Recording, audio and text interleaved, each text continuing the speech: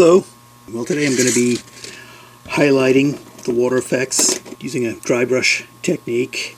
I'm going to be using a couple of cheap brushes, some white acrylic paint, a piece of cardstock. I'll just put the paint on there on one side and then wipe the brush off on another part of the cardstock.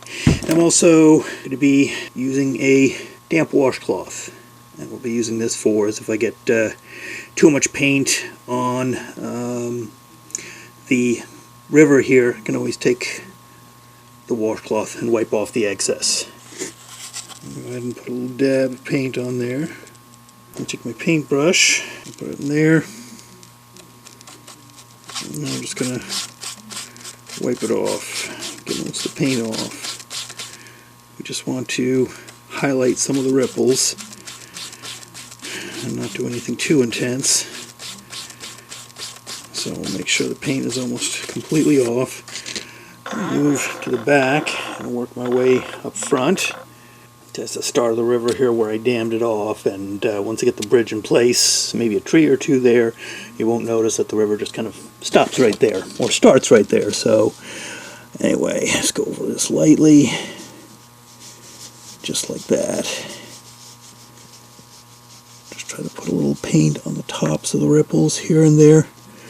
Just subtle, nothing too intense. Little branch here across the river. I piled up some water up against it, and I'll just go ahead and take my smaller paintbrush, some paint on that, dry it off. I'm going to put a little bit more on since I'm trying to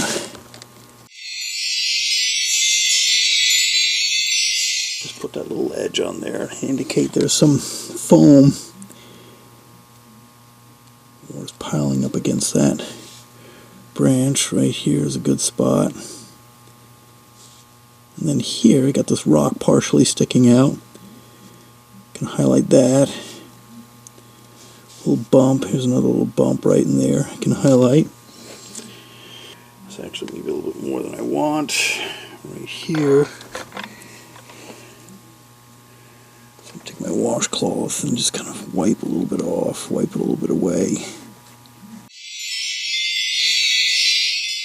This looks like it's flowing over the log here, creating a little bit of foam. I don't know if you can see that, but having the water pile up over here where the log is sticking out a little bit more and where the log's a bit more submerged, have it flow over,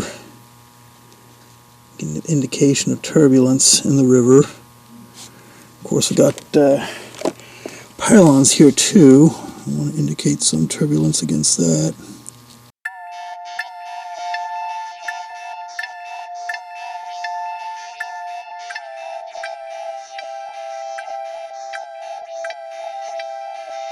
You can probably see this a little bit better.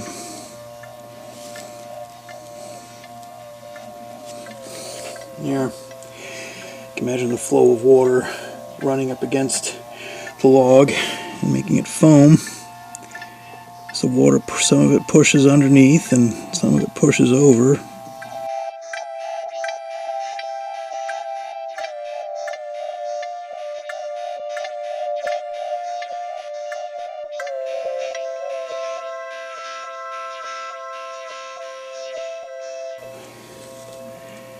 And I'm working my way in the direction of the flow. The flow is going in this direction, so that's how I'm painting. So hopefully that'll, I think that should give the right effect that I'm looking for. Oops.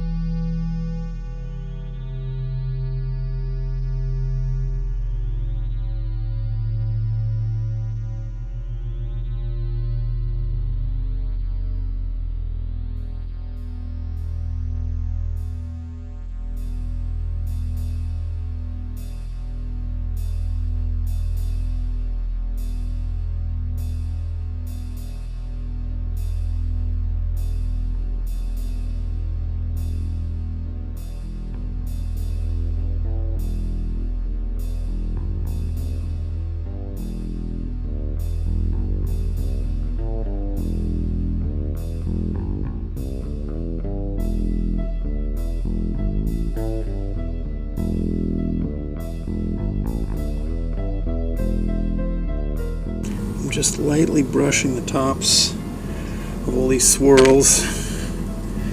Again, I can, if it comes out too intense, I can always take my dampened cloth, tone it down some, make it a little bit more subtle.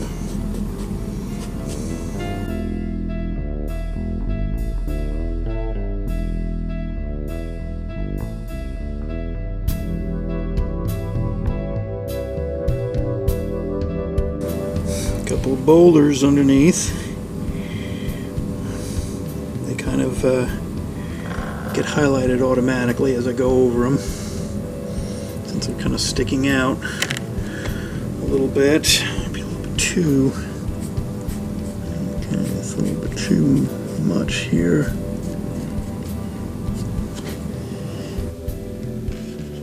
Okay. This is in fairly still calm water here, so I'm not going to do any highlighting there. I'm just going to let this be.